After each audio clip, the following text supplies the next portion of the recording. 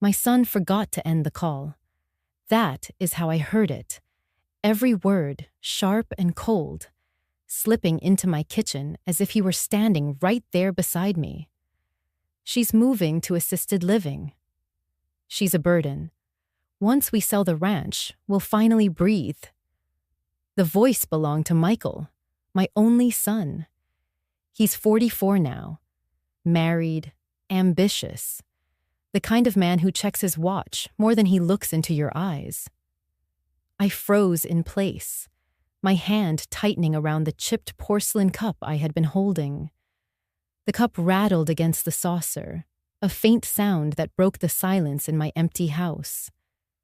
I did not speak. I did not call his name. I stayed silent. Through the faint speaker hiss, I heard my daughter-in-law Vanessa laugh lightly. That ranch will fetch at least $1.7 million in this market. We could finally buy the house in Denver with the mountain view. They were planning their dream home while reducing me to a line item. In their dreams, they had already sold my life's work. I looked down at my hands. They shook not from weakness, but from something harder, sharper. Betrayal. The tea in my cup had gone lukewarm, but I raised it anyway.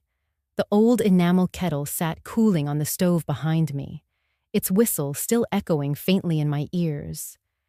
That kettle had whistled through storms, droughts, harvests, and births. Tonight, it sang for betrayal. For a long moment, I only stared at the hairline crack running across the side of the cup. It reminded me of myself, weathered, chipped, but still holding. My name is Margaret Lee, 72 years old, widow, mother, bookkeeper by trade, rancher's wife by calling. For over 3 decades, I worked side by side with my husband Daniel on this ranch in northern Colorado. We built it from nothing, one fence post at a time, one long winter at a time. Daniel has been gone 8 years now, but his sweat still clings to every beam of the barn. His voice still lingers in the grain of the wood. And this is what my son and his wife have reduced it to: a price tag. I leaned back in the chair that Daniel once carved smooth with his elbow during long suppers.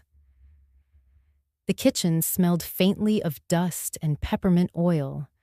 Through the receiver still pressed to my ear, their voices danced with excitement about my future, as if I were already gone. "She doesn't even cook for herself anymore," Michael said, his tone flat. "She'll be safer in a facility." "It's time safer." That was the word he used. But what I heard was discarded. The words landed heavier than any weight I had lifted in my younger days. And I remembered, suddenly and vividly, another night decades ago. Daniel stood on the porch after a long day, his shoulders broad beneath the sunset. We were young then. The ranch was barely standing. He held out a thermos of hot tea, his smile weary but proud. "We're building more than fences, Maggie," he told me. "We're building a home no one can take from us. No one can take from us, except, perhaps, our own son." I set the cup down, carefully this time, and let the silence wrap around me. I did not call him back. I did not interrupt his plotting. I let him believe I was still the grateful, fragile mother who would accept anything. But inside, something broke clean in two. They thought they could manage me like property. They thought I was confused, too soft, too old to see the truth. They thought wrong. Before I go further, let me pause and say this. If you are listening right now, I ask you kindly, take a second to support stories like mine. Click the like button, subscribe, and tap the bell so you won't miss what comes next. These stories are more than entertainment. They are a voice for people who have been silenced. Now, let me take you back to that night. The night everything began to change.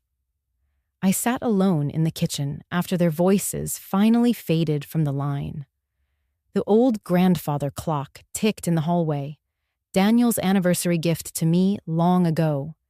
Each tick sounded louder, steadier, as if reminding me of my own heartbeat. I was not gone. I was not finished. The ranch around me was quiet. Only the crickets sang outside, their chorus drifting through the open window. I thought of Daniel's hands, calloused, strong, wrapping barbed wire, mending planks. I thought of the nights he came in late, dust in his hair, sweat staining his shirt, and the way he would smile at me over the rim of a chipped mug of tea. He believed in what we built. He believed in me. And now I understood something I had not before. Silence can be power. They would come back from their trip, smiling, already celebrating the millions they thought were theirs. They would press a key into the lock that no longer belonged to them. And when the door refused to open, they would find my note. They would read my words, and their screams would echo across the empty ranch. Yes, my son forgot to end the call. That mistake changed everything. Because that night, with only a chipped cup and an old kettle for company, I decided that if they wanted to treat me like a burden, then I would show them just how heavy I could be to carry. The ranch was mine. The choice was mine. And the silence, too, was mine. Morning falls pale over the cottonwoods. Frost feathers the fence rails. The kettle murmurs toward its whistle. I stand at the sink with both hands around the chipped cup I have kept since I was a newlywed. My name is Margaret Lee, 72, widow, bookkeeper by training, rancher by stubborn love. Numbers comfort me because they balance. People do not always do that. I slept little after the call my son forgot to end. I folded towels already folded, checked window latches I knew were shut, laid my ledgers on the kitchen table, the way I did when my husband Daniel came in from the barn. He has been gone 8 years, yet I still picture him shrugging out of his coat, setting his hat on the peg, tapping the ledger with 2 fingers as if to say, "Show me." We tracked everything because survival required it. The ranch sits a few miles north of town, open country stitched with ditches and bordered by cottonwoods that turn to coins each fall. The barn leans a little the way men do when they age, still strong, still holding. I keep the tack room swept, the tools oiled, the gate hinges greased. Michael sees only the fortune. He is my only son, once a boy who raced calves, now a man who wears ambition like a pressed shirt. He speaks in meeting words, leverage and timelines. He looks at the ranch and sees a spreadsheet. He looks at me and sees risk. When he visits, his eyes track the loose board on the porch and the distance between me and the handrail. He calls it concern. It sounds like a plan. Vanessa, my daughter-in-law, is efficient in a way that makes you check your pockets. Quick smile, quicker eyes. She sends links to Denver houses with mountain views and stainless kitchens. She texts brochures for assisted living that use soft colors and the word community until it goes numb. Last month, she staged my kitchen island with a bowl of lemons and said buyers like a pop of color. I put the lemons back because fruit belongs cold. My days are built of small, repeatable tasks. I pour grain, check troughs, tighten wire where elk have leaned. I keep boots by the back door and a broom by the front. In the afternoons, I reconcile the bank statement. There is comfort in columns that add. At night, I make tea. The enamel kettle whistles, and I lift it with the towel Daniel favored. Since the call, Everything looks the same and feels different. A gate is still a gate. A lock is still a lock. A deed is paper in a folder. Yet when I run my palm along the rail, I feel the years under the paint. Birthdays, storms. The summer Michael broke his arm and Daniel carried him in without a sound. I think about what a person can carry. A boy on his back. A ledger in her mind. A secret under her tongue. Silence has weight. In town, people know me by name and by habit.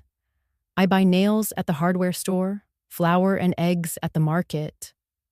I chat with the librarian because books and weather rule rural calendars. Mrs. Patterson lives 2 properties over. Retired schoolteacher, kind hands, spine of steel. She brings peach jam in July and asks if I need a ride when the roads glaze in January. The morning after the call, she stopped by with a small paper sack. Fresh scones, still warm. I poured tea for both of us. We ate at the table, Daniel sanded smooth. She studied my face the way teachers do when a child will not speak, and said only, "If a thing belongs to you, it should behave like it. Some sons forget that." The sentence slid into my pocket like a tool I had been missing. I keep the ranch running because motion keeps grief from pooling. After chores, I stand at the front gate and look down the rutted drive toward the county road. Trucks pass, strangers, men going to jobs that end at 5. The gate chain slips through my hand with its rasp. On the post, Daniel carved our initials the week we paid off the last note. A small victory I still touch with my thumb. Ownership has texture. Michael texts more often now. Links, estimates, warnings. Vanessa sends a photograph of a Denver patio strung with lights and writes, "Imagine holidays here." I reply with a picture of the cottonwoods in late sun and write I already live where the light is.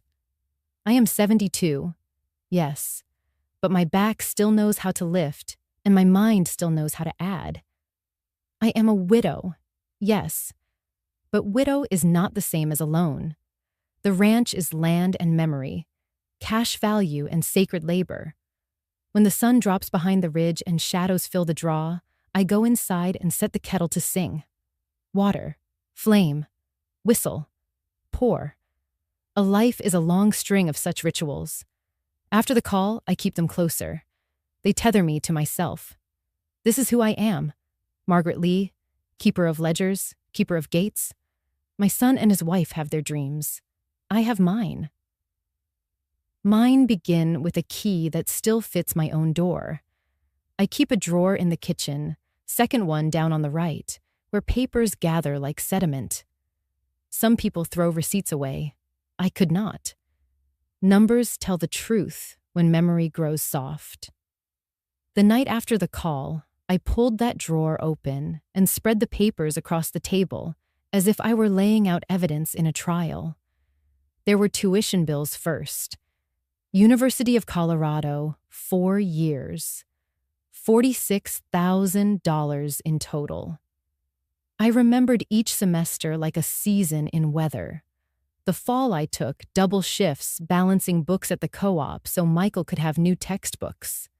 The winter Daniel came in late from feeding cattle in the dark, dropping his gloves on the table, asking only how close we were to paying. Spring, when I sat up past midnight, reconciling our account, trying to find $300 for a lab fee without overdrawing. My hands, raw from scrubbing, left faint red marks on the paper edges.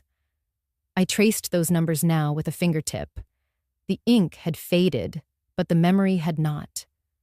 I could still feel the ache in my shoulders from typing 10 hours a day, then standing another 3 in the cold shed bottling cider to sell at the farmer's market. All of it, so my boy could sit in lecture halls under fluorescent light, free from worry, believing the world would open wide for him. There were wedding invoices, too, thick as hymnals, 32,000 for a single day. I had told him we could afford 5, maybe 8 if we stretched. He looked at me with those pleading eyes that used to ask for one more story at bedtime, and he said, "Mom, I want Vanessa to have the wedding she deserves." He cried then, grown man though he was. I gave in. Daniel and I worked weekends for 6 months. He built custom shelving for a contractor, and I did tax prep for neighbors. My palms blistered from pressing ledgers late at night. On the dance floor, in his rented tux, Michael whispered, "You are the best mother in the world." I'll never forget this. But he had. Each page on the table was a scar, thin and white, part of me even when I no longer felt the sting. The bank statements told more stories. The year Michael lost his first job and moved back in, utility bills that tripled, groceries for 3, never reimbursed. I never asked. A father helps. A mother provides. That is what I told myself. There was the car loan I co-signed when his credit faltered. The repair bill for Vanessa's imported sedan, $3,000 for a transmission I could not even name. Michael put an arm around my shoulders at the barbecue that summer and told his friends, "My mom is the most generous woman in Colorado." They all laughed, glasses lifted. I smiled, but inside I knew generosity had become expectation.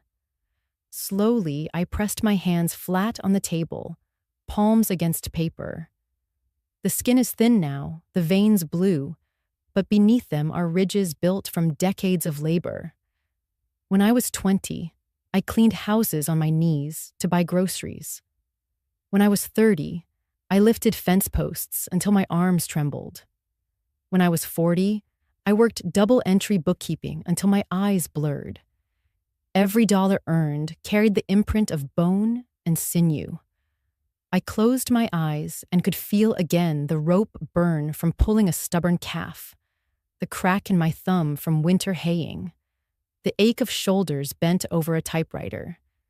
And yet, looking at those papers, I understood. All those years of sacrifice had been quietly erased in Michael's mind. He did not remember what it took, or worse, he did not want to remember. I whispered into the empty kitchen, words that used to come easily when he was a boy struggling with homework. "I only wanted you to have a better future." The sound startled me. My own voice echoed back off the walls. The phrase once held pride, but now it carried irony sharp as glass. Because in giving him a future, he believed he could take away mine. The kettle whistled just then, sharp and insistent. I rose, poured hot water over a tea bag, watched the steam curl. The enamel kettle had whistled through late nights of studying bills, through early mornings feeding calves, through birthdays when Daniel and I counted coins to buy a present.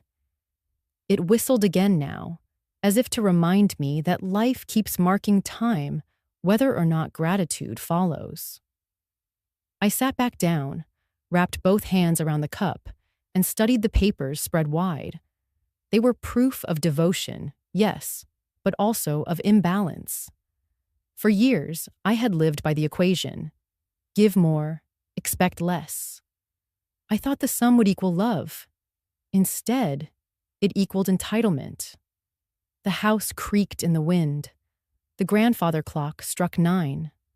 I gathered the papers back into the folder, each one sliding into place like a page in a history book.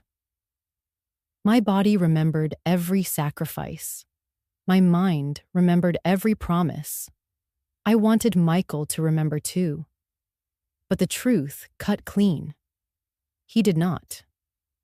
I looked toward the mantel where Daniel's photograph rested.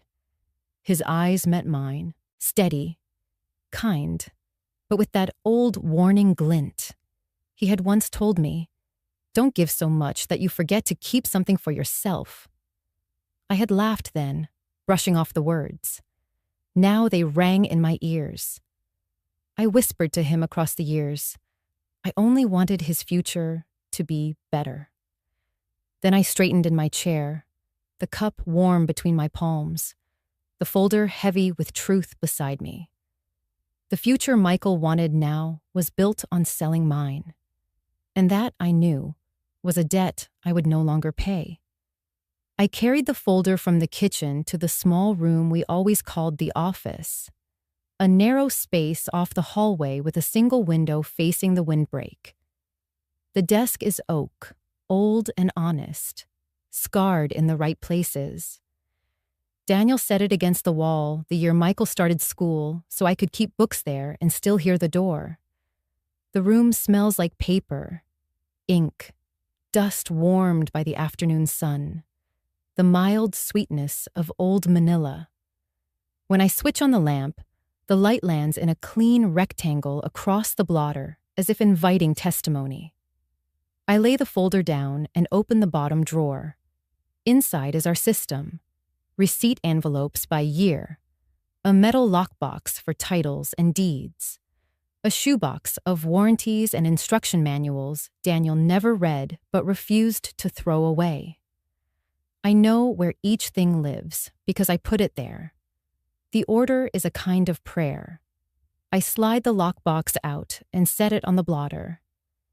The key is on a thin blue ribbon, frayed where it rubs my finger. Keys do that. They tell you how long you have been carrying the same access. I turn the key. The lid softens. The hinge gives a small sigh. On top is the deed to the ranch, folded twice, edges gone fuzzy with years.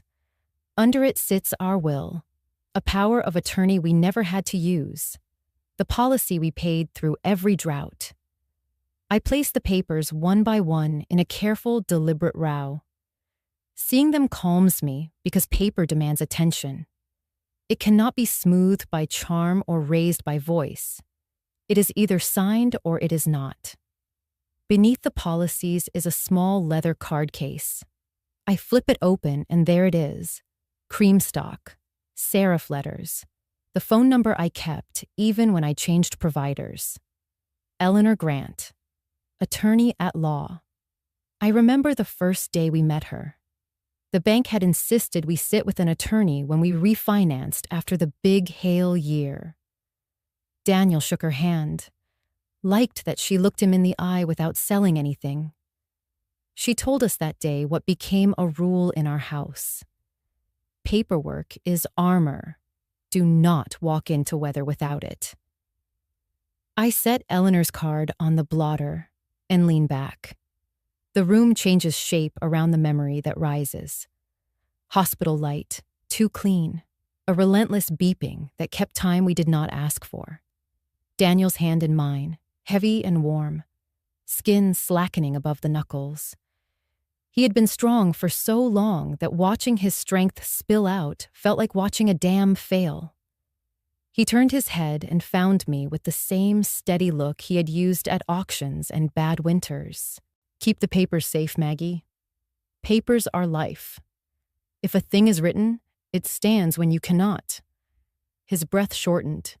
He squeezed my fingers with a rancher's warning. Promise me. I promised. I promised there in the white room with tubes and tape and a view of a parking lot.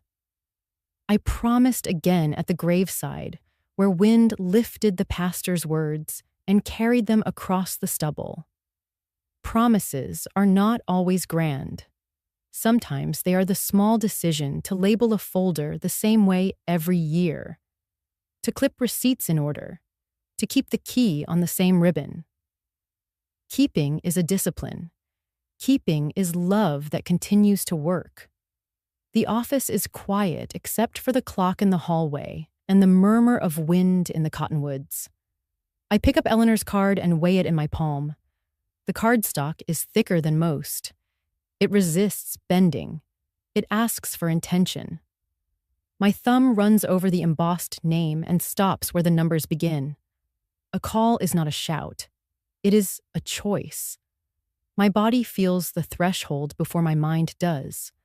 A shift forward, a settling of the breath. I look again at the deed and feel something settle into its true shape. The ranch is memory and muscle. Yes, but it is also a legal fact that sits in the world whether or not my son likes it. Ownership is not sentiment. Ownership is ink. If Michael wants to move me like a chair, he must first move the line that carries my name.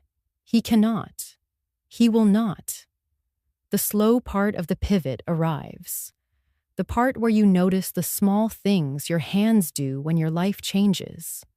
I place the deed back into its sleeve, align the edges, press them flat with my palm. I return the will and the policy to the lockbox, each paper face up, nothing upside down. I close the lid, turn the key, feel the click. I wrap the ribbon twice around my fingers and then let it fall. I breathe in and taste paper and dust and tea that has cooled without my permission. On the corner of the desk sits the landline. Black plastic, cord slightly twisted, numbers worn from years of the same calls. Eleanor's number is not hard to remember. It reads like a road I have driven more than once. I pick up the handset and hold it without dialing. The weight pulls my shoulder down, a reminder that decisions have heft. My thumb hovers over the keypad. In the glass of the window, I see my reflection. A woman still upright, still precise, still able to decide. I think of Michael's voice through the accidental wire, of Vanessa's laugh counting millions that had not yet moved, of the word burden used as if it were a neutral term and not a verdict.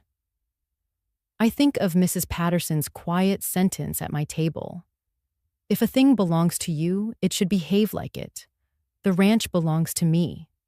My life belongs to me. My silence belongs to me until I use it to make sound. I set Eleanor's card upright against the lamp base where I can see it. I smooth the blotter with my palm. 1 pass, 2, a habit that orders thought. Then I do the smallest brave thing I can, do after a lifetime of bigger brave things. I press the first digit, then the second, then the third. The tone answers, bright and clean. A little door chime saying yes. I finish the sequence before my courage can argue. The line begins to ring. On the 4th ring, a recorded voice offers options. Office hours, an emergency number for clients. I do not leave a message. I set the handset back in its cradle and place the card inside my wallet. Morning will be better. Morning is when business belongs to the world. Tonight belongs to threshold and to keeping promises while I sleep. I stand in the doorway to the office and rest my hand on the jamb the way I have done after every hard decision. Birth, burial, note renewed, note retired. Crossing a threshold is not a march, it is a step. I take it. In the kitchen, the kettle is waiting for flame. I will call Eleanor when the clock says business and the sun edges the cottonwoods. I will keep the papers safe, and I will move from enduring to acting. The next morning, I drove into town with Eleanor's card tucked inside my wallet. The sun was already lifting the frost off the fields, but my hands stayed cold on the wheel. The ranch fell away in the rear view, each fence post flashing like a tally mark of the years Daniel and I had spent there. Eleanor's office sat above a bakery on Main Street, the kind of brick building you miss if you drive too fast. The stairs creaked under my boots, and when I pushed the glass door open, the smell met me first. Coffee, paper, and the faint sweetness of butter from downstairs. It reminded me of tax season back at the co-op, nights when I kept the lights burning long after everyone had gone home. The receptionist's desk was neat, just a single fern and a stack of files. She looked up and smiled. "Mrs.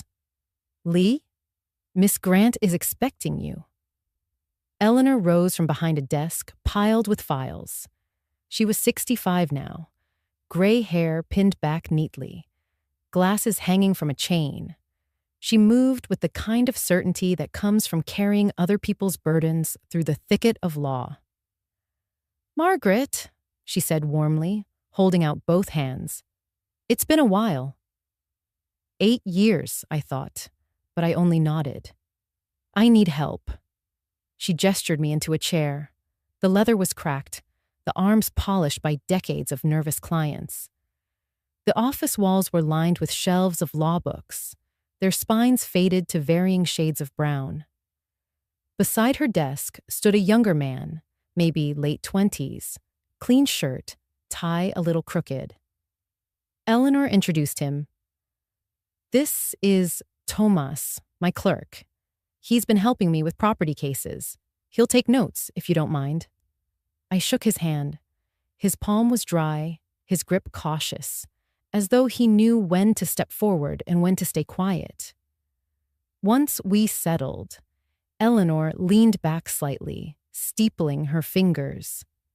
"So, tell me what's happened." I laid it out plain, the way numbers tell the truth. The phone call my son forgot to end. The word burden said like a diagnosis. Their plans for the ranch, the dollar figures tossed around as if I were already packed away. I did not cry. I did not raise my voice. I spoke each word as if recording it in a ledger. Eleanor listened without interruption. Tomas's pen scratched quickly across his pad.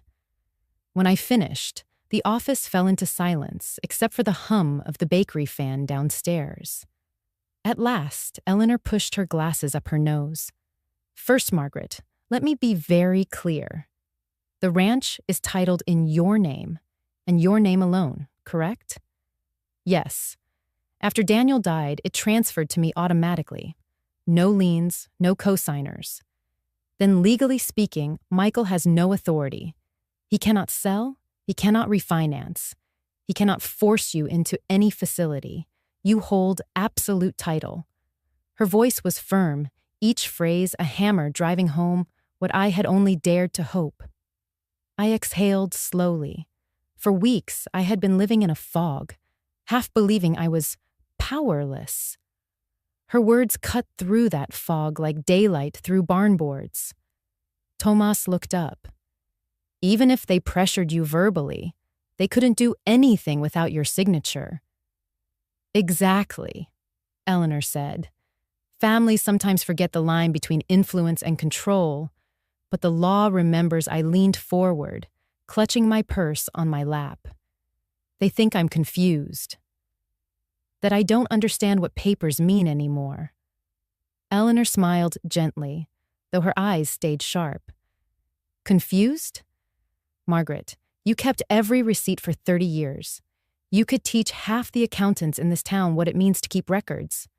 You are not confused. You are cautious." A laugh escaped me, dry but real. "Daniel always said paperwork is life." Eleanor nodded. He was right. She paused, as though measuring whether to share something more. "You know, I had a client last year, an older gentleman, 78, whose son tried to move him into a facility so they could sell his small orchard. The son even forged a document, thought he could slip it past the title company. But the father had kept meticulous records, every loan payment, every tax bill. We went to court with those papers, and the judge dismissed the son's claim in under 10 minutes. The father still runs that orchard. Slowly, with help, but on his own terms, her story settled inside me like warm tea. A mirror held up, showing me that I was not alone in this betrayal, nor in the fight to stand. "Margaret," Eleanor continued, leaning forward now, her voice lower, You don't have to wait for them to act. You can take control now. Decide whether to keep the ranch, sell it, lease it. Whatever you choose, it must be your decision. I thought of Michael's voice calling me a burden. Vanessa's laugh counting money. My hands tightened on the strap of my purse until my knuckles whitened. I want them to understand they can't take from me what I built. Eleanor's smile was not unkind, but it carried the edge of steel. Then let's start there. She slid a legal pad across the desk. We'll review your deed, make certified copies, and ensure every safeguard is in place. Tomas will file a notice with the county so no one can even attempt unauthorized action. And if you wish to sell, I can connect you with brokers who respect speed and discretion. The room steadied around me. For the first time since Daniel's death, I felt a handhold carved into the cliff wall. Tomas glanced up from his notes. Do you want us to draft a letter to your son, making your position clear? I shook my head. Not yet. Words won't change him. Action will. Eleanor met my eyes, and I knew she understood. Silence can be louder than argument, especially when paper carries it. As I stood to leave, Eleanor placed her hand lightly over mine. You are not a burden, Margaret. You are the owner of your life. Her words followed me down the creaking stairs, past the smell of butter and sugar. Outside, the wind had shifted, carrying dust across Main Street, but I breathed it in as if it were clean mountain air. The ranch was still mine. More importantly, the choice was mine. I walked back to my truck, Eleanor's card heavier in my pocket than any stone. For the first time in years, I was not just enduring. I was beginning. I walked the ranch as if I were a stranger sent to appraise it. Not a wife, not a mother. Just a pair of eyes with a clipboard that only my mind could see. The morning light lay thin over the pasture, frost letting go of each blade of grass with a small sparkle. I started at the south fence line, where the cottonwoods lean, where the ditch cuts a brown seam through the field. The wire hummed faintly in the breeze. Good tension, good bite. The way Daniel taught me to listen for a fence's voice. Every 30 feet, the posts stood where we had set them. Cedar turned silver, tops rounded by years of sun. I crouched to test a staple with my thumb, still firm. The gate swung clean on its hinge when I lifted the chain. A small music I never noticed when days were crowded. From the county road, a pickup rolled by and did not slow. To them, this was a picture. To me, it was a ledger of choices. I followed the fence to the corral and the chute where we ran vaccinations each spring. The metal held a smell that never leaves, rust and rain, a faint ghost of iodine. I ran my hand along the top rail. Paint flaked under my palm, a red arc of years. In my head, I began to hear Michael's words: road frontage, market value, potential for development. I answered him in silence with other words: calving shelter, windbreak, shade. 2 languages for the same ground, one spoken by people who count, one by people who carry. Halfway across the pasture, I stopped at the shallow depression where an old windmill used to stand. Daniel took it down the year the new pump went in. He saved every bolt in coffee cans that still sit on a shelf in the barn. I could see him as if the air had kept a film of that day.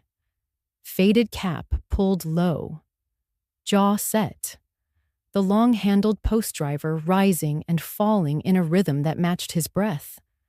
I would follow behind with water and a thermos of tea, pour it into the blue enamel cups we kept for outside work. He would take a sip, eyes closing for a second as if to hold the heat. "This line will hold, Maggie," he would say. Not a boast, a prayer. We did not have much, but we trusted what we could fix with our hands. At the barn, I slid the big door back and stepped into the cool. Dust drifted in diagonal shafts of light, tiny planets moving on currents. The tack room still smelled of saddle soap and oiled leather, square knots we tied without thinking, habits that outlast the hands that tied them. The branding iron hung on its nail, dark with use, quiet now. I lifted the lid on the bin where we kept baling twine.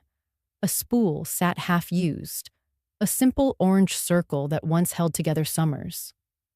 I took the path behind the barn to the hayfield. Stubble poked through the crusted snow, neat rows where the swather laid it down last season. Here the irrigated ground matters more than romance. Water rights, shares in the ditch company, priority dates older than anyone still living. I could feel Eleanor's certainty riding beside me. Title is title, ink is law. But land keeps a second set of books, seasons and animals, and the memory of footsteps. That ledger I carried in my bones. Up by the north fence, I found the place where elk had pushed through in November. We had patched it with a strand of new wire, ugly but solid. I tightened it now, one more small act in a long chain of tending. I looked out across the neighbor's pasture, gray horses standing hip-shot in the cold, their breath white as laundry. The world felt wide and also somehow already boxed and labeled by my son's voice. He did not see shelter or work. He saw a listing. He saw bullet points and glossy photos, square footage of the house, number of outbuildings, minutes to town. I turned back toward the house, boots ticking on the frozen ground. On the porch, I sat on the top step and let the sunlight search my face. In the kitchen behind me, the kettle waited. The day warmed enough to release the smell of hay from the bales stacked in the lean-to. I closed my eyes and called up another afternoon from another year. Daniel came out the back door carrying 2 cups on a tin tray, steam scrolling in the air. He had grease on his wrist and a nick on his cheek from something that fought back. He handed me my cup and sat, hip to hip, quiet. We did not praise ourselves for building a life. We sipped tea and made a list of what to fix next. I stood and went inside. The kettle's weight felt familiar in my hand. The flame answered. The metal sang. While the water heated, I opened the pantry door and looked at the shelves he had built from scrap. Plane marks still visible. A man makes his signature without ink sometimes. When the whistle rose, I poured. The sound filled the room the way a voice does when the house is empty. I carried the cup back out to the porch. From there, I could see the whole sweep that a drone would love. A video for buyers who want the romance of land without the work of it. I said the words out loud to hear how they felt on my tongue. In my son's eyes, this is inventory. In his eyes, this is leverage. In his eyes, I am risk. The tea tasted of iron and memory. The heat steadied my hands. The truth rose clean in me. The ranch had been a home while Daniel and I were building it. Then it was a duty after he died. Now it had become a prize in someone else's mind. I could keep living here and guarding it from my own child. Or I could treat it as the legal fact it always was and move on my terms. Either way, I would be deciding, not apologizing. A hawk slid along the fence line, unbothered, exact. I set the cup down on the step and listened to the last thin note from the kettle echo inside. That sound had been the soundtrack of our making. It would also be the signal for my leaving. I was not abandoning a home. I was closing a ledger that had balanced for as long as it needed to. The land would go on telling its story to whoever listened. My story would continue where I chose to set my next gate. The realtor arrived on a Wednesday morning, his white SUV rolling slow up the gravel drive, as if he knew not to spook a place like this. His name was Brian Connor, 40-something, pressed shirt, shoes too clean for mud, but he shook my hand firmly and looked around with the kind of practiced awe I expected. "Mrs. Lee," he said, "I've heard about this property. A spread like yours doesn't come up often. I stood straighter. It's not for gossip. It's for sale. Let's keep it simple." He smiled, flipping open a leather portfolio. We walked the house first. His eyes traced the crown molding Daniel had set, the hardwood floors I had polished until they glowed. He spoke in numbers, square footage, comparables, closing timelines. I listened, but heard echoes of birthdays, late nights, Christmas mornings. In the kitchen, he ran a hand along the granite counter. "Custom install?" I nodded. Daniel measured it 3 times before he cut. Said it had to last longer than we did. Brian paused, respectful, then tapped figures into his tablet. With condition like this, and the acreage, I'd put it at 1.7 million. Likely cash buyers. Strong market for ranch properties right now. The number landed like a stone in my chest. 1.7. Michael had tossed that figure around like air, planning vacations and mortgages. Hearing it spoken by a stranger confirmed both things at once: the ranch's worth and my son's blindness. We walked the barns, the corrals, the ditch lines. He noted irrigation rights, proximity to town, highway access. I noted the places Daniel's boots had worn the dirt smooth. The board Michael had carved his initials into when he was 12. Back inside, Brian spread documents across the dining table, the same table where I had once sorted tuition bills under a single lamp. My hands rested on the wood as if steadying myself against old ghosts. "Here's the listing agreement, Mrs. Lee. Standard terms. I can have professional photos taken by the weekend. Cash investors already waiting." He slid a pen toward me. My fingers hovered. The ink tip gleamed under the overhead light. I felt the tremor start in my wrist, the slight shake of age and weight. But when I looked up, my eyes were steady. I thought of Michael's voice calling me a burden. Vanessa's laugh when she spoke of the ranch as their ticket to Boulder. I thought of Daniel's whisper in the hospital. "Keep the papers safe." I drew a breath that filled every corner of my lungs. "This isn't about money," I said quietly, though Brian wasn't the one who needed to hear it. "It's about boundaries." About saying no without shouting, I signed my name, each letter deliberate. The pen scratched across paper like a plow cutting a furrow. The line finished, and the room felt different. A threshold crossed. Brian gathered the papers neatly. "I'll move quickly, Mrs. Lee. You'll have offers within days. Given the market, closing could be in under 2 weeks." "Good," I said, pushing the pen back toward him. "I don't want this dragged out." He nodded. "You're doing the right thing." Was I? I wondered. Selling the ranch felt like selling skin, but I knew the truth. The ranch had already been turned into a commodity by my own son. Better that I be the one to decide its fate, not him. Better that I draw the line in ink than wait for them to erase me with theirs. When Brian left, the SUV crunching down the drive, I stayed seated at the table. The papers still smelled faintly of ink and coffee. I pressed my palm flat against the wood grain and whispered to the empty room.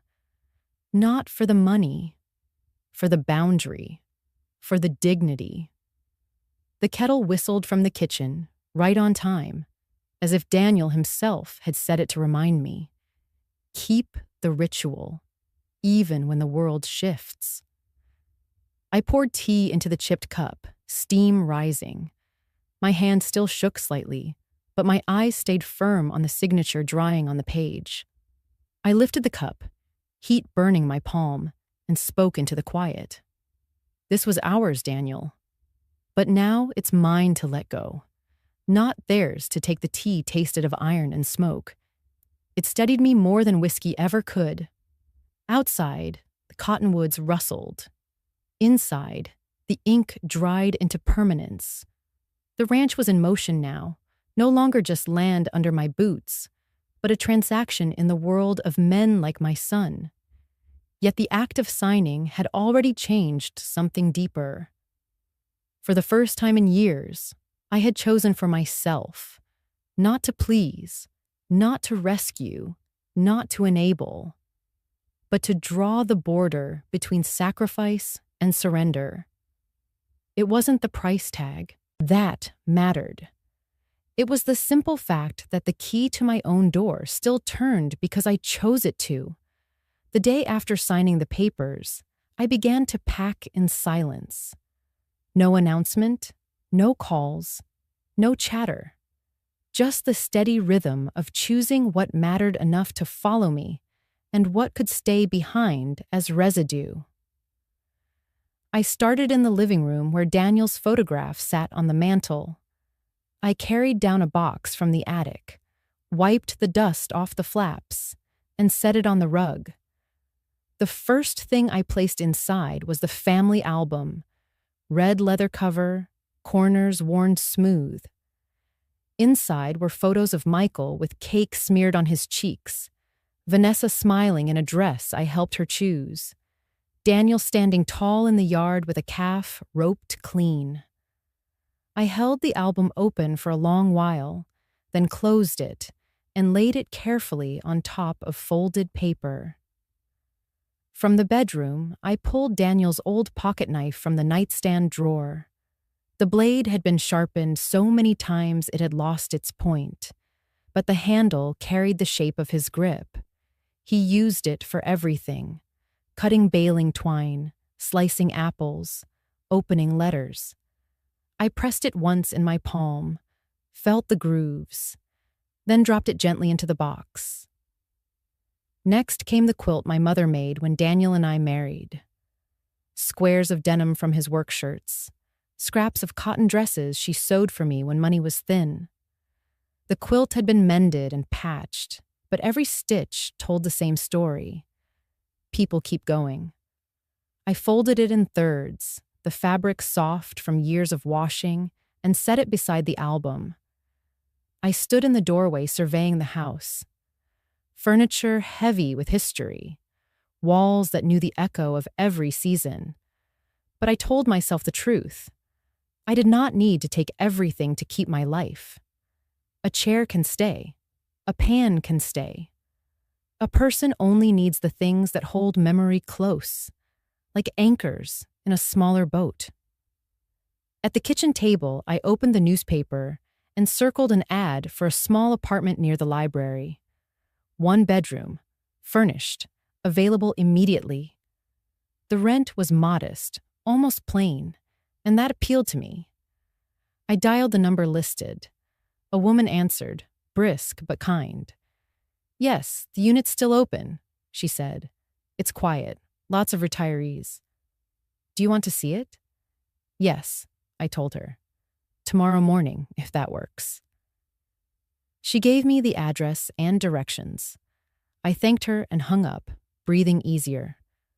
A place close to the library meant I could walk among books again, lose myself in quiet aisles. I realized I had not looked forward to something that simple in years. That night, I set a clean pad of paper on the desk and uncapped my pen. It was time to write the letter Michael and Vanessa would find when they returned. the first draft came sharp, almost bitter. Words like betrayal, shame, and greed filled the lines. I read them back and tore the page in half. It sounded too much like shouting, and shouting was never my way. The second attempt was too cold. Just the facts of the sale, the new address, nothing more. It carried no weight, no acknowledgement of what had broken. That page I crumpled and dropped into the wastebasket. By the third try, I found the right voice. Clear, steady, not cruel. Michael and Vanessa. By the time you read this, the ranch will no longer be ours. It was never yours to sell, only mine to decide. I made that decision, and I stand by it. I raised you with everything I had to give. Time, money, faith. You chose to see me as a burden. That word will echo in me for a long time, but it will not define me. I am not a burden. I am a woman who built, worked, and endured. Now I am a woman who chooses for herself. Your belongings have been stored safely. You can retrieve them with the claim ticket enclosed. I wish you no harm, but I will not live under your plans for me. My life is mine until it ends, and I intend to live it as I see fit. Margaret. I read it twice, felt the calm in its cadence, then folded it into an envelope. I wrote their names in my careful accountant's hand and left it on the desk where they could not miss it. When I set the pen down, my eyes drifted to Daniel's photograph. Another letter pressed against the back of my throat. Not meant for Michael. Not meant for anyone but him. I pulled a fresh sheet and began again. Daniel, it has been 2 years since I heard your voice, but tonight it feels closer than ever. You told me to keep the papers safe. I did. You told me not to give away everything I had. I failed at that for a time, but I am correcting it now. I sold the ranch, love. Not because I wanted to, but because I will not let it be stolen. I am carrying your knife, our quilt, and the album with our boy's first smile. Those are enough. The rest can go on without me. I hope, wherever you are, you know I tried. I am still trying. I will step into a smaller life, but it will be mine. I miss you every day. I love you still. I did not sign it. I folded the paper and slid it into the top drawer of the desk, beneath the envelopes of paid bills. Not to be mailed, not to be found, just to sit there like a stone in the foundation.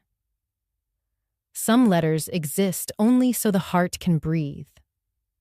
I closed the drawer, turned off the lamp, and carried my box of chosen things to the bedroom.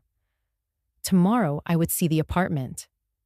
Tonight, I slept under the quilt my mother sewed, the stitches tight as a promise, reminding me that letting go is also a way of holding on. I wasn't there in California, but I know my son well enough to imagine the scene. Sometimes a mother can picture her child's words, even when miles of desert and ocean lie between them. Maybe I am only piecing it together from fragments. The way his voice sounded on that call he forgot to end. The laugh Vanessa used when she thought I couldn't hear. Still, in my mind, it plays like a film I never wanted to watch. They were staying at a hotel near the coast, one of those places where glass balconies face the ocean and palm trees line the walkways. Michael never liked sand as a boy, but he liked the idea of success, of Malibu dreams. I can hear Vanessa leaning against the railing, glass of wine in her hand, her voice sharp but soft enough to pass as casual. Once we sell the ranch, it all opens up. Malibu, Michael. Not just a rental, not just a weekend. Our own place. Ocean view. Think about it, Michael would shift, uneasy, tugging at the cuff of his shirt. It's not that simple. Mom's stubborn.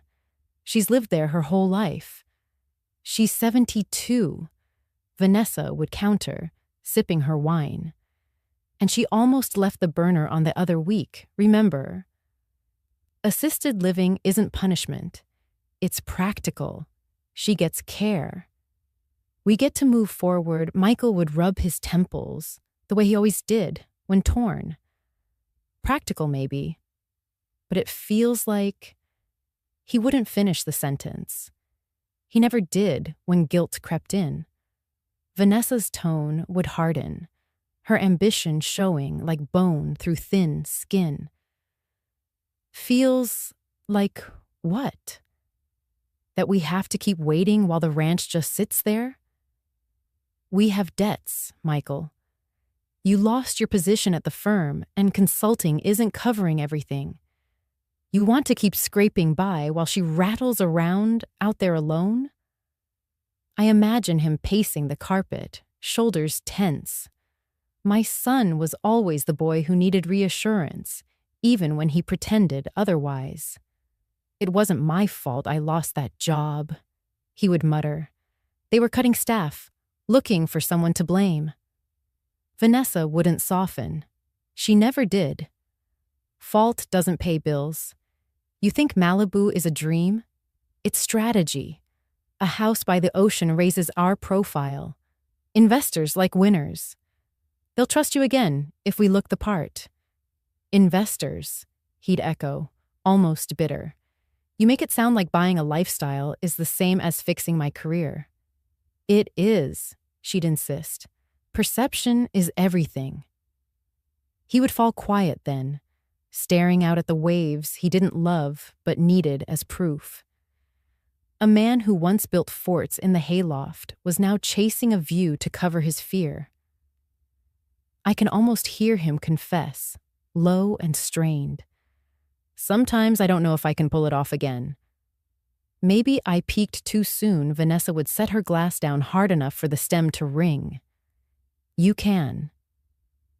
But not if we waste years waiting for your mother to figure out she doesn't belong on that ranch anymore. She's holding us back. Those words sting even in imagination, holding them back, as though my decades of work, of sacrifice, were a chain around their ankles instead of the ground beneath their feet. Still, I picture Michael sighing, conflicted, torn between loyalty and fear. She's not helpless, Vanessa. She kept that place going after Dad died. She's not confused. Not confused, Vanessa would snap. Then why is she living like a hermit in a house too big for one person? Why is she letting the land sit there instead of turning it into something useful? She's clinging to memories, and we're paying the price. And Michael, soft where she was sharp, would hesitate. She raised me, paid my tuition, worked 2 jobs so I could have a chance Vanessa's voice would soften just enough to sound reasonable. And now it's her turn to give you something back. Families pass things down, Michael. That's how it works. She doesn't need millions sitting in dirt and timber. We do.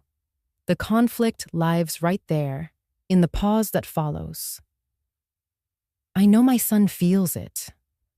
I know some part of him still remembers the nights I counted pennies to cover his car repair, the years I skipped vacations so he could have a wedding worth showing off. But fear and ambition twist memory. His silence would stretch until she filled it. Assisted living isn't exile, Vanessa would say smoothly. It's security. She'll be looked after, and will finally breathe. I can almost see him nodding, slow, reluctant. If we don't do it now, the market could dip. Prices won't stay this high. Exactly, she'd press. We strike now. Malibu by next summer. And with that, the plan would harden between them like concrete setting, her ambition cloaking his insecurity, his fear feeding her hunger, a cycle that turns love into calculation. When I picture them clinking glasses, sealing their dream with a sip of wine, I don't feel rage so much as sorrow. Because beneath Vanessa's sharp edges, I glimpse her terror of fading into mediocrity.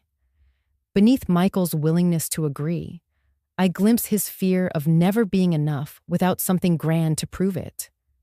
They are human, broken in ways I can recognize. But recognition does not mean acceptance. They let their fears eclipse their gratitude. They let ambition drown out memory. That is the moral weight they carry, whether they know it or not. And as I fold quilts, tuck away Daniel's knife, and prepare for the day their keys no longer fit, I carry a different weight. Not anger, not even revenge, but the quiet insistence that my life is mine. Their dreams may face the ocean, but mine faces dignity. The locksmith's van pulled into the drive just after noon, dust trailing behind like smoke from a chimney. On the side was stenciled Harold's Security Services, since 1984. I stood on the porch with my sweater pulled tight, clutching the envelope of cash I had set aside. The man who climbed out was in his late 60s, tall but slightly stooped, with a cap tugged low over his forehead. His hands were strong, the kind that had known both tools and grief. He gave me a polite nod as he hefted a metal case from the van. "Mrs. Lee, I'm Harold," he said. "Heard you need new locks." "Yes," I answered, my voice steady. "Front, back, and garage, all of them." He set his case down on the porch rail. "That'll give you peace of mind. Been doing this 40 years. Nothing like knowing you're the only one with the key." I let him in, the old brass knob cold under my palm. He looked around the entryway, eyes taking in the crown molding, the framed photographs, the worn rug. His gaze lingered, not in judgment, but recognition. "Beautiful house," he murmured. "Thank you," I said, though the word felt borrowed. Soon, it wouldn't be mine at all. Harold went to work quietly, unscrewing the faceplate with practiced motions. The click of metal echoed through the hall. I stood nearby, arms crossed, listening. After a while, he glanced up. "These are good locks. Whoever put them in knew what they were doing." "My husband," I said softly, 20 years ago. He gave a slow nod. "Figures. Solid work. Hard to take out something built to last." Something in his tone made me ask, "Have you done this for yourself? Changed out locks you didn't want to?" He hesitated, set his screwdriver down, and straightened. "Yes, after my wife passed. I couldn't bring myself to change the lock on our bedroom. It stayed the same for 3 years. Door barely opened, but I couldn't touch it. Funny thing for a locksmith, isn't it?" The air stilled. His words dropped into me like a stone into water, rippling outward. I saw him standing in a doorway, key in hand, unable to cross the threshold where memory was heavier than steel. "I know that feeling," I whispered. I kept Daniel's side of the closet just as it was, his shirts still hanging, his book half read. Harold's eyes softened. "It isn't just wood and brass we're dealing with. Every lock holds a piece of someone. That's the part they don't tell you in training." He bent back to his work, but slower now, as though each turn of the screwdriver carried both our losses. I stood still, the moment stretching. The house no longer felt like empty walls. It felt like a vessel of griefs too heavy to carry alone. When he finished the front door, he tested it twice. The new key clicked with a sharp finality. He handed it to me. "Fresh start," he said simply. I held it in my palm, the metal still warm from his hand. "Thank you." We moved to the back door. As he swapped out the deadbolt, he kept talking, his voice low. I used to blame myself for not fixing things sooner. Thought if I'd been quicker, she might have felt safer, might have stayed stronger. But grief doesn't work like that. It isn't about locks or timing. It's about learning to keep going even when the key you had no longer fits. I leaned against the frame, his words threading into mine. I've been telling myself I'm alone in this. But maybe we're all carrying something like that. Keys that don't turn anymore. Harold looked up. Screwdriver paused mid-turn. Exactly. You're not the only one. And changing a lock, it's not betrayal. It's a way of saying, I'm still here. The silence that followed was thick, but not empty. It was the kind of silence that fills with understanding. For the first time since Daniel's death, I felt the truth of it.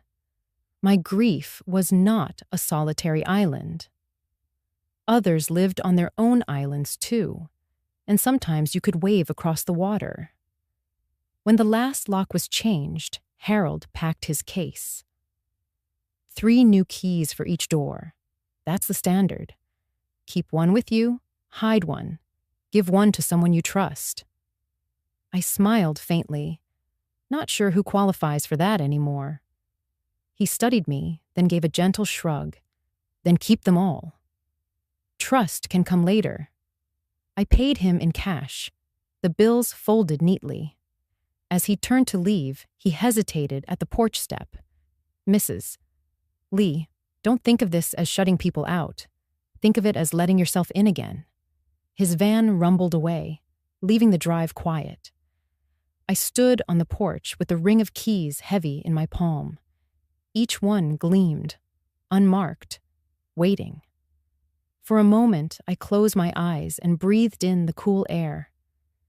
Inside, the kettle began to whistle. I walked back through the hall, the sharp click of the new lock echoing behind me, and felt something loosen in my chest. Harold had been right. This wasn't just about locks. It was about acknowledging that grief could be shared, even with strangers. That starting over doesn't mean forgetting. It means daring to live past the door that once stayed shut. I poured myself a cup of tea, steam rising. For the first time in years, the sound of that whistle felt less like a ghost calling and more like a summons to keep moving. I installed the camera in the late afternoon when the porch shadows turned thin and patient. The device looked like an ordinary bulb screwed into the fixture over the front door. The lens hid behind frosted glass. I read the instructions twice. Numbers calm me when nerves do not. Pair to phone, connect to Wi-Fi. Test motion, adjust angle. On my screen, the entryway appeared in a small, steady frame. The brass mail slot. The crown molding. The space where a person naturally pauses to pat their pockets and find their key. I set the envelope on a brass hook at eye level. My handwriting ran straight and neat across the front. Michael and Vanessa. The paper lay flat, dignified. A document, not a jab. I lifted the phone, tested the motion again. A soft chime. The app drew a white box around my hands. The red dot winked to life. It worked. The house sounded different once the camera settled into its silent watch. Every floorboard creak registered as if the walls were reminding me they could keep secrets. I walked the hallway, checking the new locks Harold had installed. Front, back, garage. Each one gave that sharp, decisive click that sounds like a period at the end of a sentence. In the kitchen, I laid out the last small things I would take with me in the morning. The album. Daniel's pocket knife. The quilt folded into its own gravity. I slid the key ring into my pocket and felt the weight settle. I brewed tea as the light thinned. The kettle gave its clean whistle, not shrill, not urgent, just the note that has accompanied every turning in my life. I poured slowly, letting the steam rise like a curtain lifting from a stage. My hand trembled for a moment, and then steadied around the chipped cup. The crack along the rim caught the light, a small vein of lightning sealed in porcelain. I carried the cup to the front room and sat where I could watch the door, and, on my phone, the door again. 2 frames, one living, one lit. I set the volume low. No need for alarms. When they arrived tomorrow, I would not be here. I would be in my new place with the library a block away and a kettle ready to claim that counter as mine. The air smelled faintly of cut hay, of leather, of the lemon oil I used to rub into the banister when Daniel and I cared about such shine. I sipped the tea and spoke in my head to the 2 people who would stand on this porch soon. Tomorrow, you will discover that I am not a worn-out thing to be moved into a corner. Tomorrow, you will learn that silence can be a stronger door than any lock. I practiced saying nothing. It sounds odd to rehearse quiet, but I needed to know how it felt to let the camera capture what my eyes no longer had to witness. No speeches, no last pleas, no explaining why a mother selling her own ranch is not cruelty, but clarity. The paper would say what I refused to perform. I walked once more through the rooms, not as a guard, but as someone finally admitting that the museum could close. I touched the mantel where Daniel's picture had rested, the smoothness his sleeve had polished over years of small leanings. At the closet, I ran my palm across the hangers I had already emptied. Space stared back, clean, almost kind. On the desk, under the lamp, sat the small envelope with the storage claim ticket. Golden Valley Storage, Unit 12B. Their things were packed and labeled. I had hired a crew 2 days earlier. I had not watched them load the boxes because mercy sometimes means turning away while a thing is dismantled. I wrote the unit number clearly on the front. No traps, no tricks. Consequences, not cruelty. Night fell in layers. A truck downshifted on the county road, then quiet. The phone screen dimmed, then brightened as I tested the feed again, stepping into frame, stepping out. I did not want the angle to catch my face if I did not intend to be seen. Boundaries begin in small lines like that. I wrote 2 more lines on a yellow pad. Not for them, for me. Not for the money, for the boundary. Not for revenge, for dignity. I tore the page and folded it into my pocket like a field note a rancher carries on a day he needs reminding.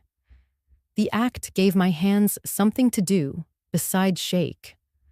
I washed the cup and set it upside down on the towel. Then I dried it and placed it near the stove. An ordinary gesture that felt like laying down a tool at the end of a long build. I turned off lights until only the lamp by the door remained. It glowed against the envelope, drawing the eye the way a lighthouse draws a ship that has already chosen its course. In the bedroom, I zipped the suitcase and slid the album into the front pocket. I tucked Daniel's knife into the side compartment, where I could feel its shape through the fabric. I pulled the quilt over my knees and listened to the house settle around me. The old clock in the hall marked each minute as if counting out stitches in a seam. Sleep came in shallow pockets. I woke twice and checked the phone, expecting nothing and receiving exactly that. At 3, I made my way to the kitchen and poured a glass of water, catching my reflection at the dark window. A woman whose face held both the girl who began and the widow who remained. I spoke softly to her, to me. Tomorrow they will learn I am not some worn-out thing. Tomorrow the word burden loses its place in my house. Before dawn, I dressed and sat on the edge of the bed tying my boots. I listened for the first bird. When it called, I stood. I walked to the front door and touched the envelope once with 2 fingers, not to bless it, but to affirm it. Then I turned the new lock from the inside and felt the bolt move with a certainty I had not felt in years. I took the box of chosen things to the truck and set them in the cab where they would not jostle. The engine turned over, a steady sound. For a moment, I paused with my hand on the steering wheel and looked back at the porch. The camera's tiny diode winked, impartial and awake. It did not judge. It recorded. That would be enough. As I pulled onto the county road, the sun pushed a thin line of light under the cloud bank, silvering the tops of the cottonwoods. I did not look in the rear view long. The road ahead needed both eyes. The kettle would whistle in a different kitchen tonight. The key would click in a different door. The ranch would be visited by people who measured worth in open house smiles and square footage. Let them. My life would be measured by something else. The quiet authority of a choice made and kept. I drove toward town, toward the little apartment near the library, toward a morning where paper and ink stood guard for me, the way a fence line guards a field. Behind me, the envelope waited. The camera watched. And the house, for the first time in a long time, belonged to my decision. I wasn't standing there when they returned, but the camera caught everything. My phone screen lit with a buzz the moment their SUV pulled into the drive, dust rising behind it. I sat in my new apartment with the quilt folded over my lap, the kettle singing low on the stove, and watched. Michael stepped out first, shoulders hunched like a man bracing for a storm.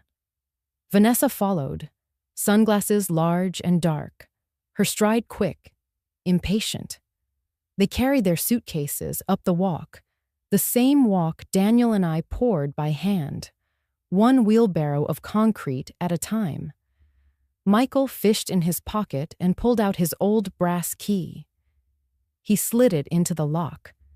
The camera showed the twist of his wrist, the frown, the second try.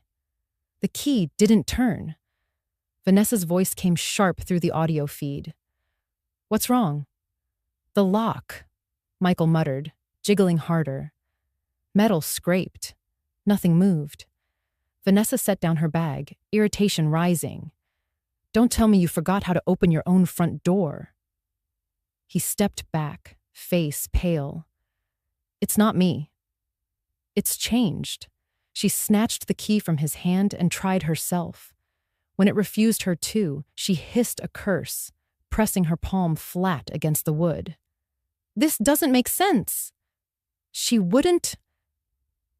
But the envelope waited, white against the dark grain of the door. Vanessa's eyes caught it first. She ripped it from the hook, tearing the flap with shaking fingers. Michael leaned over her shoulder as she read. My words spilled into their silence. "By the time you read this, the ranch will no longer be ours. It was never yours to sell, only mine to decide. I sold it. The money is safe. Your things are stored at Golden Valley, Unit 12. B. I wish you no harm, but I will not live under your plans for me. I am not a burden. I am a woman who built, worked, endured, and I choose for myself." Vanessa's face twisted, eyes wide with disbelief. "She sold it? She actually sold it?" Michael staggered back a step, as if the door itself had shoved him. "No, she wouldn't." His voice cracked on the second word. "She did," Vanessa snapped, waving the letter in his face. "Read it." "She sold the ranch out from under us." The camera caught the paper trembling in her hand. Michael grabbed it, scanned the lines, and sank down on the porch step.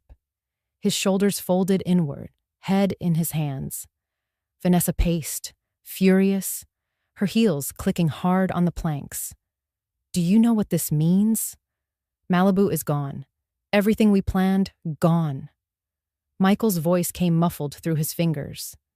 It was never ours, Vanessa. Her head whipped toward him, hair flashing in the light. Don't you dare get soft on me now. She betrayed us. After everything we? He looked up, eyes wet and raw. Or you. You pushed this. You kept saying assisted living, Malibu. Investors. I just wanted her safe. Her laugh cut sharp as glass. Safe? You mean you wanted her locked away so you wouldn't have to feel guilty? Don't act noble now. He stood, anger finally surfacing. She paid my tuition, Vanessa. She worked her hands raw to keep this place. And I. His voice broke. I let you turn her into a burden. Silence fell, heavy, until Vanessa hurled the envelope to the ground. Don't pin this on me. You lost your job. You couldn't hold on to one position, and you let her stay in control because you're weak. I gave you a plan. Michael's face collapsed, guilt and rage fighting in every line. A plan to sell my mother's life for your view of the ocean? She stepped closer, eyes blazing. At least I'm not the one crying on a porch step like a child. She played you, Michael. She played both of us. But the fight had shifted. He wasn't looking at her anymore. He was staring at the door, at the lock that no longer opened, at the place where his mother's silence had spoken louder than any plea. His knees buckled, and he sat back down hard, elbows on his thighs, face in his hands. The sound that came out of him was not quite a sob, not quite a curse, just a hollow groan of a man who finally understood what he had broken. Vanessa shook her head, disgust, plain. Pathetic, absolutely pathetic. She snatched up her bag, muttering about lawyers, about rights she didn't have. The camera held steady, catching every detail. Michael hunched and small, Vanessa pacing the steps like a caged animal. Their marriage cracked open right there, not with a blow, but with the slow fracture of trust undone. He could not lift his head to meet her eyes. She could not soften hers to meet his pain. I sat in my apartment with the quilt warm over my knees and let the silence of the feed wash over me. No need for triumph, no gloating. Just the truth, laid bare in the glow of a phone screen. My note had done its work. For years, I had told Michael the same line. I only wanted you to have a better future. Tonight, that line echoed back in a cruel inversion. To give him that future, I had nearly lost my own. But not anymore. Tomorrow, they would still be reeling, still shouting at one another. Tomorrow, they would carry the weight of choices they could not undo. As for me, I would walk to the library, return the mystery novel Mrs. Patterson had lent me, and begin another chapter. The kettle whistled again in my small kitchen. I rose, poured the water, and whispered into the steam, "Not a burden. Not a burden." And for the first time in years, I believed it. From the cottage window, I could see nothing of the ranch itself, only the slow sway of cottonwoods and the gray line of road. But my phone gave me the view I needed. The little camera over the porch was steady, unblinking, impartial. I watched them through the screen, the way a widow sometimes watches the past. Not to gloat, only to understand where the fracture truly lies. Michael sat slumped on the step, his head bowed low as if the weight of the sky had finally settled on his shoulders. Vanessa stood with her arms crossed tight, her jaw set, scanning the yard as if the ground itself had betrayed her. The envelope I had written still lay crumpled near his feet. I should have felt vindicated. That's what stories tell you, that justice carries a sweetness, that victory hums in the chest. Instead, I felt only a long exhale rise through me, as if I had been holding my breath for years and finally let it go. The sound came out like a sigh, not triumph. On the screen, Michael lifted the paper again, smoothing the creases with trembling hands. He read silently this time, lips moving without sound. When he reached the last line, his shoulders shook. He didn't look at Vanessa. He didn't look at the camera, of course. He looked at the locked door as though it might still open if he stared long enough. I touched the quilt over my knees, tracing one seam with my thumb. I only wanted you to have a better future, I had told him countless times. When I worked overtime to cover his tuition, when I scrimped to pay for the wedding he insisted must impress. Those words had been my anchor, the justification for every sacrifice. But tonight, as I watched him crumble, I heard those words turn themselves over. And my future? That I will choose for myself. The kettle on the small stove hissed again, not a shriek, just a steady whistle. I rose and poured water over the tea leaves, steam curling upward. The mug felt different in my hand than it had in the ranch kitchen. Lighter somehow, as if walls and memories no longer pressed down on me. I carried it back to my chair, phone balanced in my lap, and sipped while the screen showed them argue. Vanessa paced like a woman counting steps to a cage door. Michael tried to reach for her hand once, but she shook him off. The audio caught fragments. Lawyers. Betrayal. Weak. Pathetic. Their marriage was cracking open, but I felt no need to measure its splinters. That was their reckoning, not mine. What mattered was this. The ranch was no longer a weapon in their hands, no longer the currency of my confinement. It was memory, yes. Daniel's laugh, his hammer ringing on fence posts, his thermos of tea steaming in the cold morning air. But it was not my prison. I had released it before it could be used to cage me. I turned the volume down, let their voices become faint. Outside my cottage, a child's bicycle bell rang in the dusk. Someone's dog barked at a rabbit. Ordinary sounds, life uncoiling itself in simple notes. I realized then that I wasn't watching them out of fear anymore. I was witnessing closure. On the porch of the ranch, Michael pressed both hands to his face. Vanessa shouted something sharp, her figure rigid against the fading light. The camera caught every angle, but I no longer needed to memorize it. Tomorrow, they would still be there with their blame and disappointment, but I would be at the library, card in hand, choosing a new book. Tomorrow, their storm would rage, and I would steep another cup of tea in peace. I closed the app with one swipe. The screen went dark. The room around me felt quiet, not empty. Daniel's photo sat on the shelf, his eyes steady as ever. I did it, I murmured. I kept the papers safe. I kept myself safe. His voice echoed in memory. Keep the papers, Margaret. Paper is life itself. Now the papers had spoken for me. No shouting, no scenes, just signatures, locks, and a note. Paperwork justice, quiet as a turned key. I sat back, sipping, the quilt warm across my knees. For the first time in decades, I wasn't waiting for someone else's decision to dictate mine. I wasn't a background figure in my own life. I wanted him to have a better future, I whispered to the night beyond the window. But my future is mine to keep.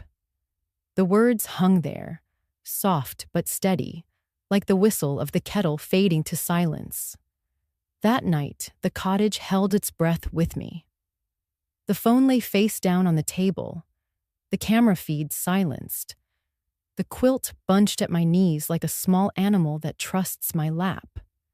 The quiet had weight, and under that weight a question kept pushing up like a weed through gravel. Was I too cruel? I tried to answer quickly, the way I would add a column of figures and circle the sum.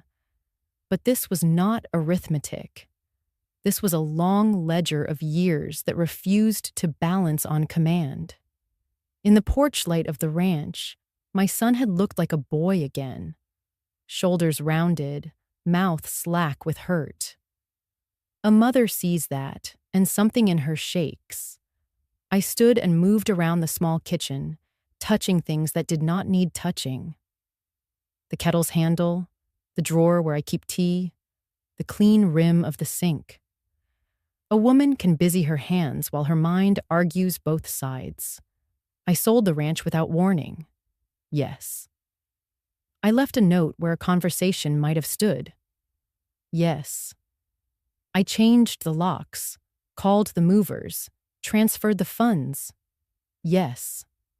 Each yes was a bead on a string that could be tugged into a noose if I let it. I set water onto heat and watched the first small bubbles lift from the bottom. I thought of the other path. I could have waited. I could have invited them to sit at the kitchen table and said my piece. I could have begged for respect. But the picture in my head always ended the same way. My words turning into chalk dust under their plans, my boundaries erased by concerned tones and efficient smiles. I have learned this much late in life. You do not argue your worth with people who profit from your doubt. The kettle began its low hum. I cupped my hands around the mug before I poured, felt the clay cool against my skin. Memory rose with the steam. A porch at dusk years ago. Daniel and I bone-tired from hauling feed, his hat tipped back, the thermos between us. He handed me the lid full of tea and said in that matter-of-fact way that made hard truths land soft, "Do not give so much you forget to keep something for yourself." I laughed then, told him there would be time later to rest. He shook his head. "No. Keeping is a daily thing, Maggie, not a reward at the end." I poured the water, watched the leaves bloom and settle, a tiny storm that fell quiet. Steam fogged my glasses. I wiped them with the seam of my sleeve and carried the mug to the table. The heat pressed into my palms. That simple weight steadied me. Emotional anchors do not look like crosses or banners. Sometimes they look like a chipped cup filled with boiled water. I let myself consider guilt directly. Not the shadow version that whispers from corners, but the plain kind you can lay flat and examine. I had trained Michael across decades to expect my yes. When his tuition came due, I found the money.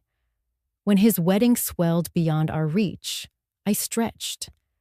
When he lost a job, I opened the door. I told myself a mother's love is unconditional. I did not notice I had made it also unboundaried. There is a difference. I see it now, and I see my part in how he learned to count on me as a resource more than a person. That seeing hurt, but it did not undo what needed doing. Love that will not say no becomes permission for others to shrink you. I am smaller now by square footage and acres. I am larger now by the space inside my own voice. I wrote on the yellow pad, slow. Thesis, a good mother gives. Antithesis, a good mother who gives without limits disappears. Synthesis, a good mother keeps enough of herself to still be someone her child can meet as an adult. I underlined the last sentence. My pen left a groove in the paper. It felt right that the page should remember pressure. I thought of calling Michael, of leaving a message that would soften the edges of the day. I pictured his phone lighting with my name and his relief spilling through a speaker. Then I pictured how quickly relief might become leverage, how apology would slide into negotiation, how my clear choice would blur. Number, not yet. Silence can be mercy when words would only wound or invite more taking. I carried the mug to the open window. Night air moved in, cool and clean, smelling faintly of cut grass from somewhere down the block. I said nothing out loud, but I addressed the dark the way women do when they have outlived explanation. Keep him safe, not sheltered from consequence, but safe. Keep me steady, not rigid, not brittle, but firm. I sipped and felt warmth travel down my throat to the place where fear usually sits. The tea did what it always does. It marked time, stitched one moment to the next, reminded my body that ritual is a kind of promise. I am here. I am keeping myself. Was I too cruel? The question returned, but it had lost some of its bite. Cruelty delights in hurt. I had no delight in me. What I felt was the ache of setting a bone that had been crooked too long. Setting hurts. Healing requires the hurt to count for something. I sat again and ran my thumb over Daniel's pocket knife on the table. The handle still bore the shape of his grip. A man leaves evidence without trying. I opened the smallest blade and closed it, the click precise. We used to cut baling twine with it. We used to open sacks of feed. Tonight, the knife's purpose was only to remind me that tools belong in the hands of the one who knows their use.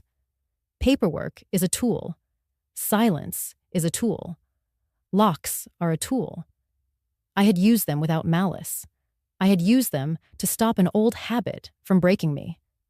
The kettle had gone still on the stove. I rinsed the mug and set it upside down to dry. The room looked ordinary again. A table, a chair, a folded quilt. Ordinary is underrated.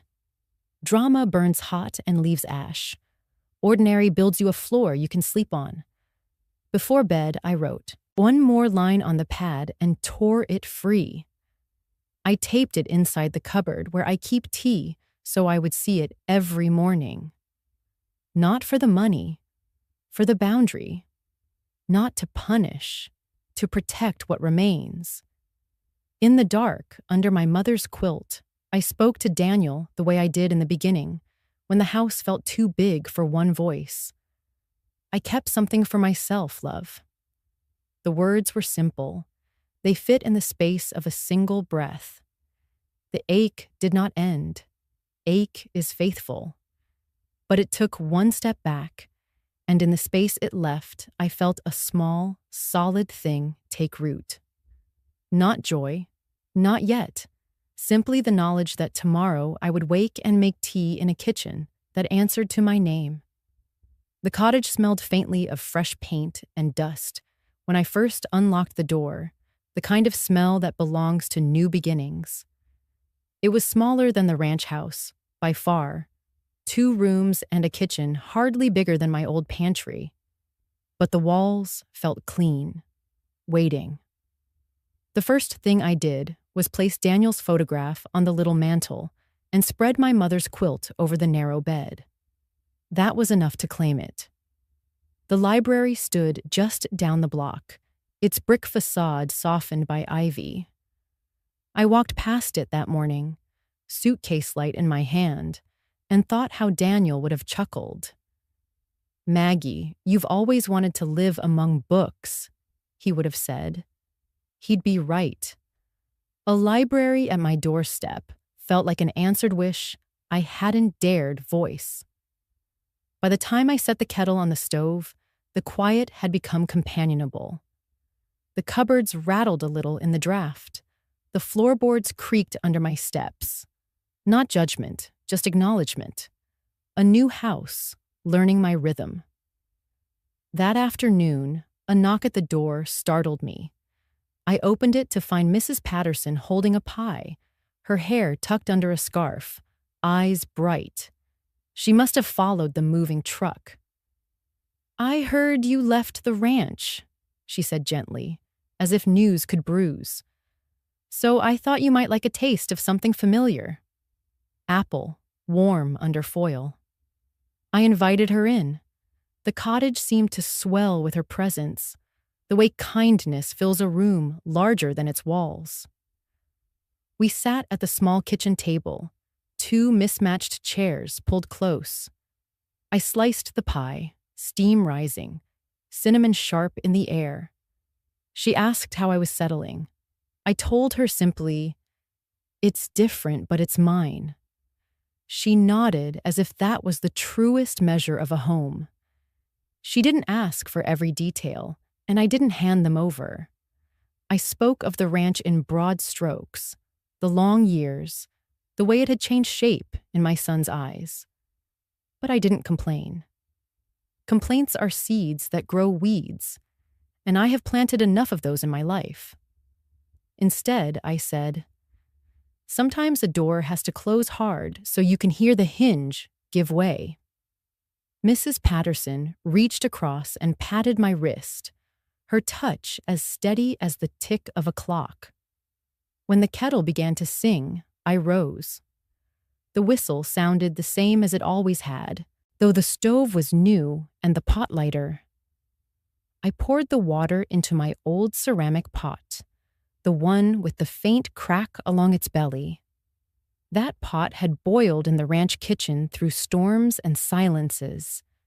Now it hissed in this smaller room, as if to remind me that continuity matters more than circumstance. I set 2 cups down, and for the first time since I left, I felt the ritual anchor me again. Tea poured, sugar offered, steam rising between us. It was the same script in a new theater. Mrs. Patterson lifted her cup, inhaled, and smiled. "It feels like home already," she said. We spoke of small things while the pie cooled, the library hours, the farmer's market in town, the weather holding steady for haying. I listened, grateful. Not every conversation has to circle pain. Sometimes healing arrives dressed in ordinary chatter. I caught myself watching the steam twist above my cup. In the ranch house, that steam always curled against Daniel's broad hand as he passed me my share. Here, it curled against Mrs. Patterson's smile. The difference was sharp, but not bitter. Life shifts, hands change, the cup remains. When she left, pie dish empty but for crumbs, I stood at the door a moment. The street outside was quiet, lined with lilacs just beginning to bloom. Children's laughter floated faintly from the library lawn where a reading circle gathered. My heart did not ache the way I expected. It pulsed steady, like it had finally caught its own rhythm again. Inside, the cottage seemed more mine for having welcomed a guest. I rinsed the cups, dried them, and set the pot back on the stove. The whistle would call again tomorrow and the day after, and I would answer. Each time would be another stitch in this new life I was piecing together. That night, before I lay down, I walked through the rooms, 3 short steps from door to window, 2 more to the corner where Daniel's picture stood. I whispered to it, as I always did. I've kept my promise. I've kept myself. The photograph did not answer, but the silence felt approving. I pulled the quilt over me and listened to the cottage breathe, wood shifting, pipes settling, the faint tick of the stove cooling. Outside, a street lamp cast a soft glow through the curtain. The ranch was gone.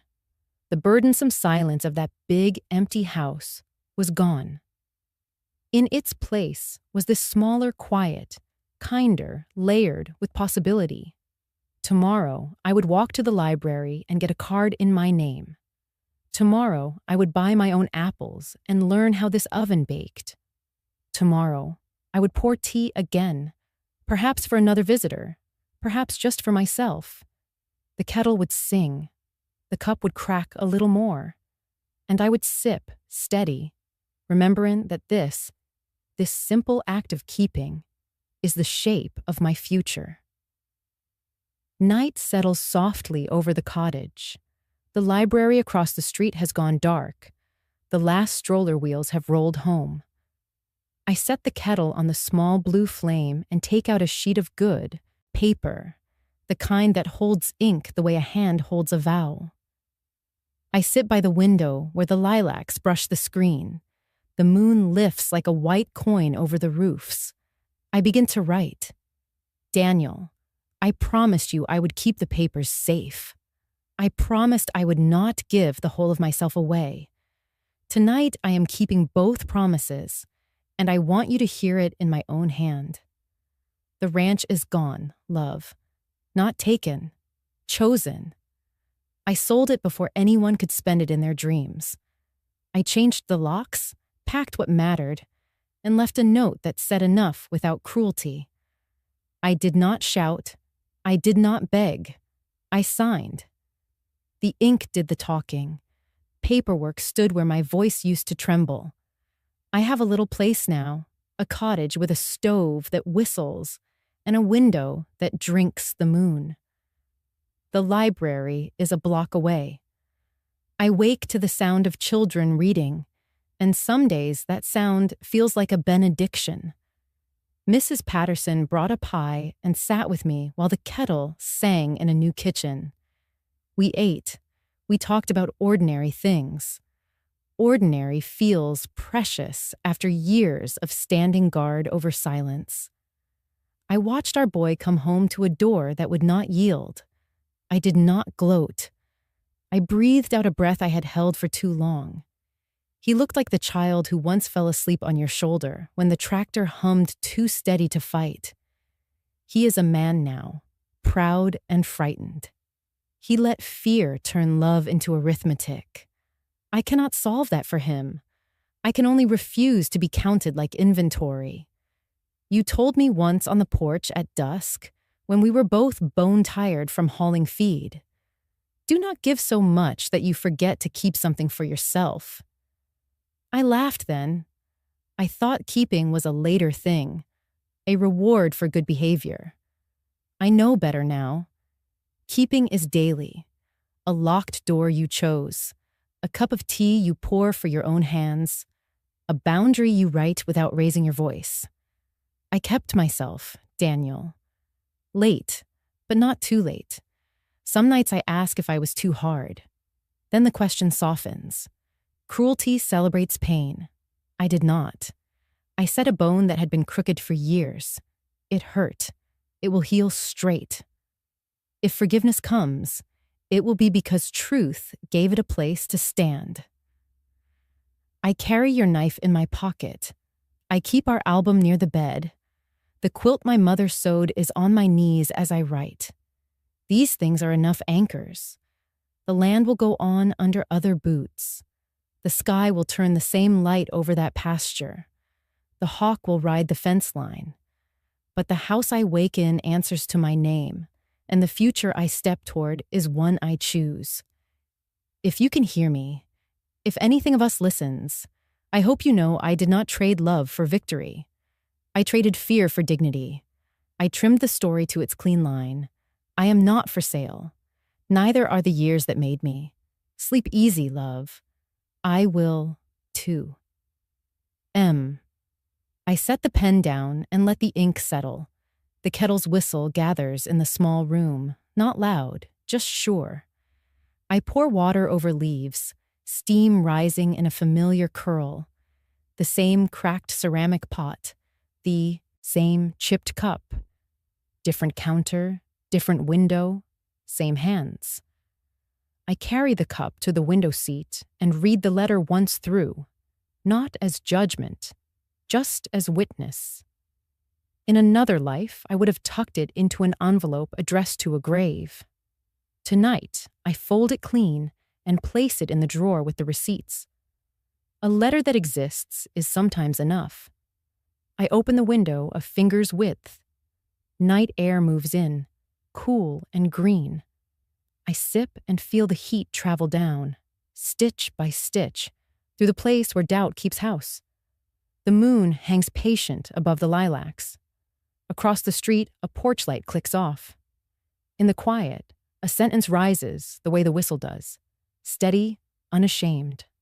I am not a burden. I am myself. Outside, a train horn carries from far off, a long, low note, the sound of distance being crossed. I think of Michael, of how far he will have to travel to meet me where I stand now. Maybe he will. Maybe he won't. My door is not welded shut. It is simply mine to open. If he knocks with respect, if he brings the man who remembers work, not the boy who expects rescue, I will put the kettle on. If he does not, I will still put the kettle on. Tea is not a verdict. It is a ritual that keeps a woman human. I set the cup on the sill and speak, not to the camera that watched, not to the house that holds, but to you, listening in a room of your own somewhere.